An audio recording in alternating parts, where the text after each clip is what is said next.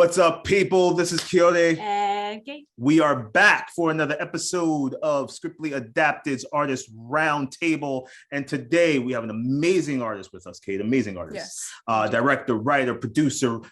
Man, he does it all.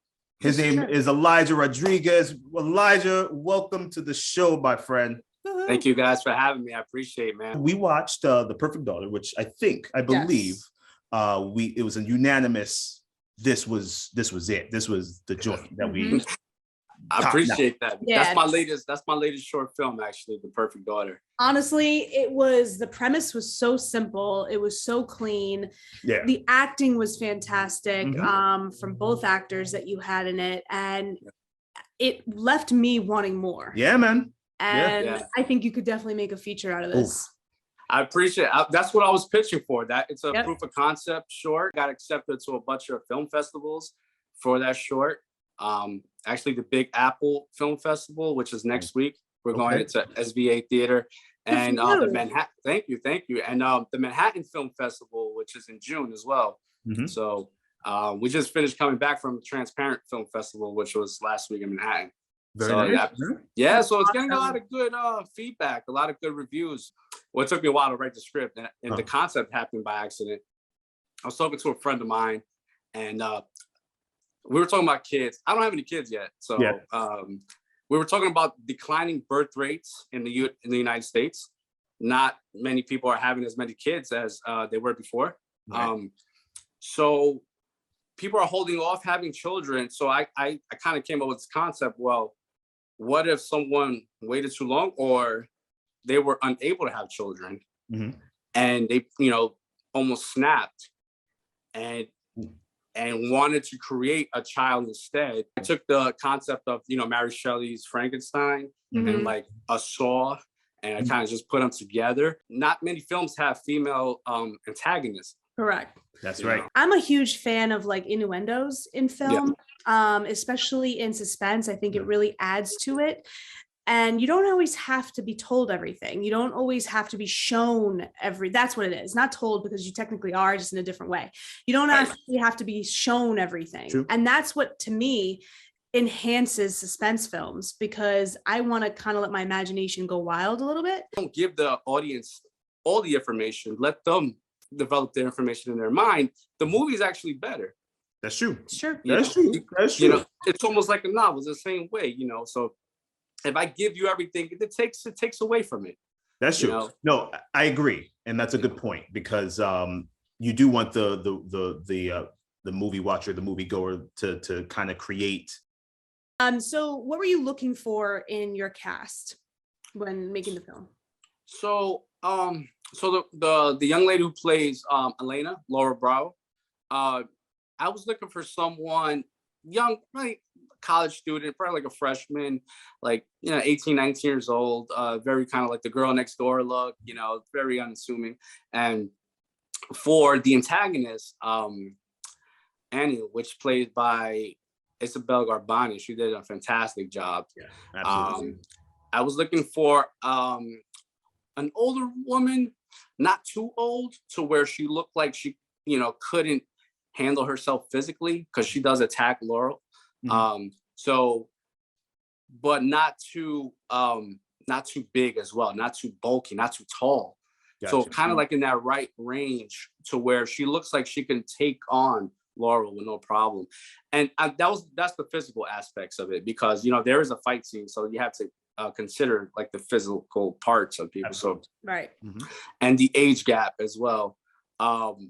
And she came in the audition room, and she was actually the last person to audition, Isabel, for the day, and blew it out of the park. I mean, it was just a home run. So I knew right after the first 5 seconds of the read, like, this is who I want. Any valuable lessons you've taken or took from the making of this film that you might want to share with like other artists who are trying to do the same thing or come up at least? Yeah, well, I being the director and writer and producer, wear a few hats for this one. So don't bite off more than you can chew. It's kind of counterintuitive, but if you try to shoot Star Wars, it's not going to look good. I think you have to be ready to start small. Like you said, a lot of my stuff is very simple, and it's very true because there's something that I could start and finish. Right. In addition to The Perfect Daughter, we saw Severance and Daydreams, which are two other shorts. Yes. Very interesting. Now, I have to be honest with you, Elijah. I didn't find them as clear cut as The Perfect Daughter. For me, The Perfect Daughter was literally beginning, middle, and end. And it was easy to follow. I understood what was happening. I got all the innuendos and all that stuff. Severance and Daydreams was a lot heavier, still short, still had a beginning, middle, and an end, but you had a lot of more underlying things in the audience. It took a while for like me specifically to like kind of pick up on. Still very simple, still very well shot. The cast was great. What were, just in a brief kind of summary, what were your thought processes behind these shorts? So with Severance, with that the theme surrounding that was dissociation, you know, kind of like being detached from the world and being detached from reality, being separated from reality.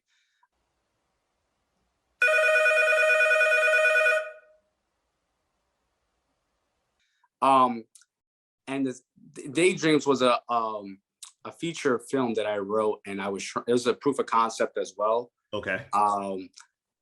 These are shorts that I feel like, I feel like they're very clouded at times. But this is something you learn as a filmmaker, to get, so as you work out the kinks in certain storytelling, you get to that perfect daughter. I looked at my past stuff and I was like, okay, they're good, but they have to be better, So I really like Severance, and Severance is one of those films that if you really watch, you gotta watch it a couple times. You won't get it the first time. Yes. But it's a really good short. Like, it's solid. It was very good. Oh yeah. We enjoyed it, man. Yeah. I was like, I think I might need to see that one more. Yeah, right. I think we did watch it twice. I think we did. I think we might have watched it twice. We did watch it twice. Because it is one of those films like you hear about like Christopher Nolan, right? Like Inception or Memento, right? It takes you a couple of times to be like, all right, I'm gonna get it this time, because this director is really going somewhere with this that is beyond where our minds are actually taking us when watching it. What I did was I doubled back and I kind of went back to the drawing board with The Perfect Daughter, and I wanted to just to be clear, straight cut. No, like, oh, we gotta watch this 2 or 3 times more. This is like the first time you see it, you'll get it, Yeah. But to be honest, to be able to do both though is quite a skill. Thank you. There's different types of storytelling. Tell us, any future projects in the works? Yeah, man. What we working on? Yeah, I actually just shot a music video, which is gonna come out soon. Okay. Yeah, so definitely be on the lookout for that. And then I got another short film called Emily. Without giving too much to the audience yet, are we going for horror, thriller, suspense? What's the feel? We're going for a horror thriller. Love Thriller. All right. Yeah. Love it. Yeah, this one's going to be pretty good. I'm excited. I am all about that horror thriller. You notice how like films with one name usually are awful in the sense where it never ends good. Like Emily, Coraline, like Coraline's scary, dude. Like cartoon. Yeah, they're a cartoon movie. Carrie. Should have I just anytime I hear that, I'm like, yeah, it's trouble. This is not going to end well. Oh, yeah. I just want to tap into your music video ventures for a second. You say that the music videos are kind of more of a creative outlet for you, like fun, and you can kind of loosen up a little bit and like, be a little bit more creative in that sense. Yeah, absolutely. Music videos are not as strict as films are. Right. Films have to follow that, you have to have a hero, you have to have obstacles, act 1, act 2, act 3. Well, music videos, not so much. You can do it. Right. And you absolutely could go somewhere else with it, With music videos, I usually tend to work with the artist, because the artist would have his or her idea already.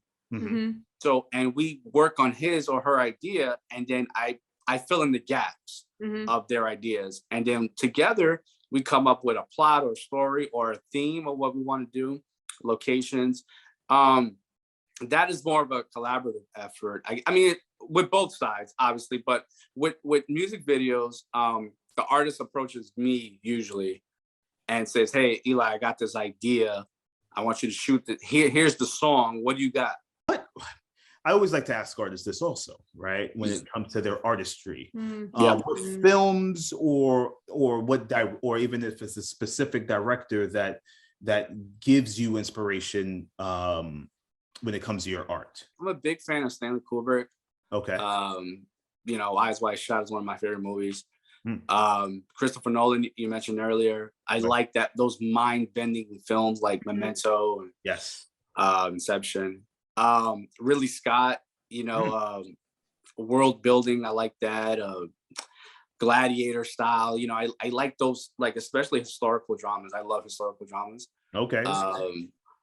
Yeah, and you know, Quentin Tarantino. I love dialogue of Quentin. Yes. Well, you know, going back to David Mamet, you know, so I like his films too. Spartan is great. Heist is good. But yeah, I would have to say those kind of people like Ridley Scott, Stanley Kubrick, Christopher Nolan.